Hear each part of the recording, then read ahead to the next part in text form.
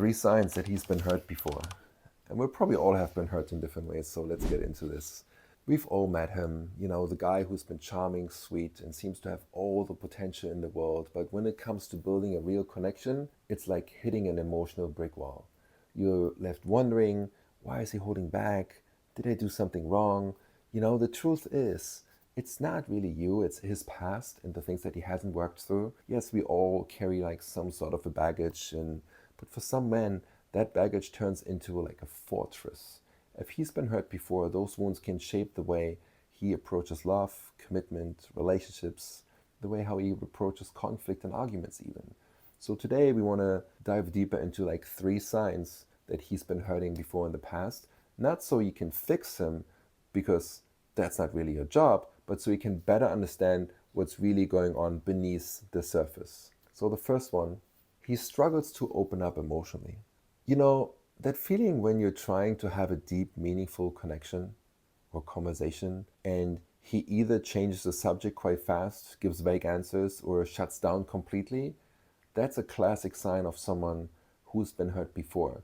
And maybe he even says like, I try to open up, like it's really hard for me, and this is even more of a sign like he's struggling because he's been so much in pain. For men who've experienced emotional pain, vulnerability, have been cheated on, it feels very risky because they fear they're just going to get hurt again, all over the place. Because usually when men love, they love very, very deeply. Maybe he's been burned in the past by someone he trusted, really. And now he equates sharing his emotions with danger. Psychologically, this is called defense mechanism. Yeah, we've all heard this. And by keeping his feelings locked away, he feels safer. But it's also making building intimacy incredibly challenging. And it's like he's living in this fortress, protected, but also isolated. You might notice this, that he avoids talking about his past relationships or steers clear of any type of emotional topics entirely, or is really struggling to open up. This doesn't mean like he doesn't care. It means like he's afraid of what might happen once he lets down his guards. Ladies, stop chasing men. Even when he pulls back or loses interest, or you feel like he's slipping away from you, what you do in that moment can make all the difference between him feeling like you're just like all the other women he's ever met, or it can make him realize and feel you're so unique and special, and exactly the type of woman he wants something real with, something he wants to build with, causing him to chase you, to invest in you, and prove to you that he is the right man for you. There's this 12-word text message that you can send to a man that gets his attention almost immediately and makes him realize that it was a mistake to pull away from you in the first place. If you want to find out what that 12-word text message is, then I highly recommend you check out this brand new video that I created for you. I linked it in the description below. Just click the link, and now let's go back to the video. Second point, he's overly cautious about commitment. The dreaded question of like, what are we conversation? If he hesitates to define this relationship, or he seems allergic to talking about the future, it's not always because he's not interested or because he's a player and he wants to keep it all vague. Sometimes it's because the commitment feels like it's the potential minefield for pain and hurt. For someone who's been really hurt before, the idea of diving into a relationship can bring up all sorts of fears. What if I get hurt again? What if I'm not enough? What if history just repeats itself?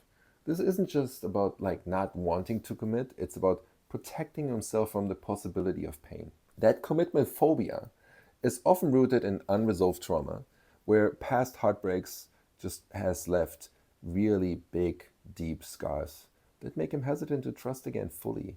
Here's the thing, you can't rush someone into feeling ready, but you also shouldn't settle for half measures. If he's overly cautious about committing, it's worth having that conversation, bringing it up, trying to understand better, like, okay, has he really been hurt again? Or does he keep it awake and this hesitancy comes from a different place? The third point, he overreacts to conflicts. You bring up these small issues, maybe forget to text back or didn't follow through on something he promised, and suddenly it's like the world is ending. He shuts down, gets defensive, and the things just like blow completely out of proportion, mainly because he's retreating. This isn't just about an argument at hand, it's often about his past. For someone who's been, hurt before, even small conflicts can trigger that unresolved pain. And his brain associates disagreement with danger and making him feel like he needs to protect himself, even if the situation doesn't really warrant it at all. And this overreaction isn't necessarily about you or whatever you ask for. It's about this emotional baggage that he's carrying. But here's the tricky part with this. While his pain is totally valid, it's not your responsibility to tiptoe around him. A healthy relationship requires both partners to engage in conflict constructively, not avoid or escalate it. The last piece that I want to share with this is, you'll find some similarities between like the explanation of what is a player or someone who's not emotionally available. And there are similarities. So you want to find out, it's like, okay, has this man actually been hurt really deeply? Or is when you bring up these things and he's really avoiding completely to open up at all, and he like tries to redirect the conversation and is very vague, and like there's a difference. And usually you can feel the difference. If someone is like, I try, I'm just in pain, it's not so easy for me to open up, and it's just like happening a little bit here and there, like that's a different kind of flavor than the one that a player has. So it's very important to distinct these two and really making sure you're picking up on the right cues, what's really going on here. Because as much as many women have been hurt in the past, unfortunately, a lot of men have been hurt and have been betrayed and have been cheated on and have not felt safe in that relationship and actually felt quite taken advantage of. So therefore, the most rational thing that a man would do as a very rational human being, they're just making sure this is not happening again, right? That's one of these big differences between men and women. Women are way more open to open up again and trust and love. And men are like, I don't like these feelings. I'm not going to go there again. I'm going to shut down. I'll make sure this is not happening again. I'm just staying in my field as much. And you can come in there, but like not all the way because like it's too threatening. So yeah, understanding his pain. Also, I just want to make this sure, it doesn't mean you're excusing bad behaviors. You deserve a partner who's willing to acknowledge his wounds, work through them. And yeah, maybe needs a little bit of help. Maybe also needs a little bit of space. And show up in the relationship and for you as much and as fully as he can. The key is the balance here.